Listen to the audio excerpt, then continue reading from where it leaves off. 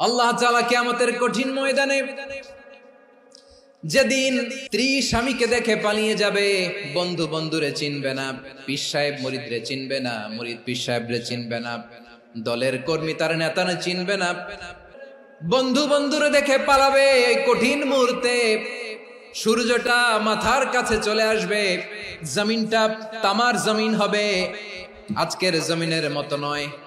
মানুষ কানের ছিদ্র আর নাকের ছিদ্র দিয়ে বেয়ে বেয়ে পড়বে।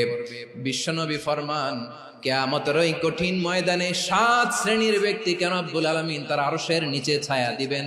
তার মাদিল, যে ইনসাফের সাথে বিচার করে, যে জাস্টিস সমাজে সার্ভ করে, যে সুশাসন নিশ্চিত করে, ওই ইমামুন আদিল।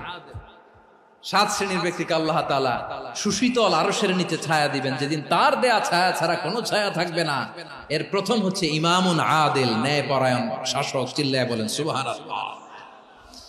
আবার বিশ্বনবী বললেন, ইন্নাল মুকসিতিনা ইনদাল্লাহি আলা মানাবিরা মিন নূর আন ইয়ামিনির রহমান। কিয়ামতের দিন যারা ওই ন্যায়পরায়ণ লোকদের জন্য আরশের ডান দিকে একটা নূরের মিম্বারে তাদেরকে বসার সুযোগ করে দিবে।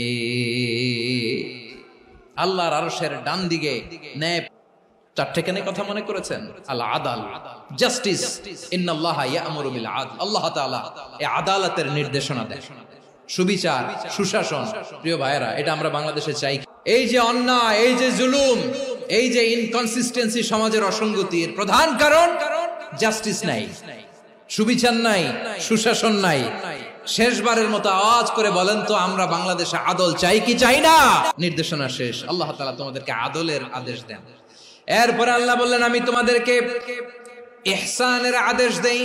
ইন্নাল্লাহা ইয়া'মুরু বিল আদলি ওয়াল ইহসান দেই, তেমনি ভাবে তোমাদেরকে ইহসানের নির্দেশনা দেই।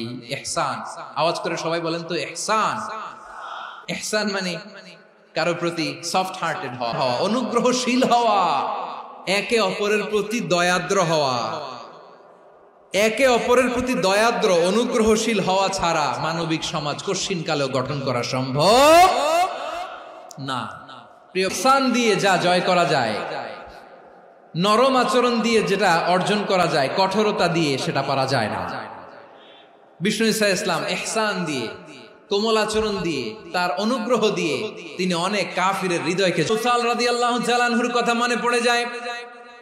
তিনি ছিলেন ইয়ামামার বাদশা, মদিনাতে বিশ্বনবীকে হত্যা করার নিয়তে এসেছিলেন। গোপন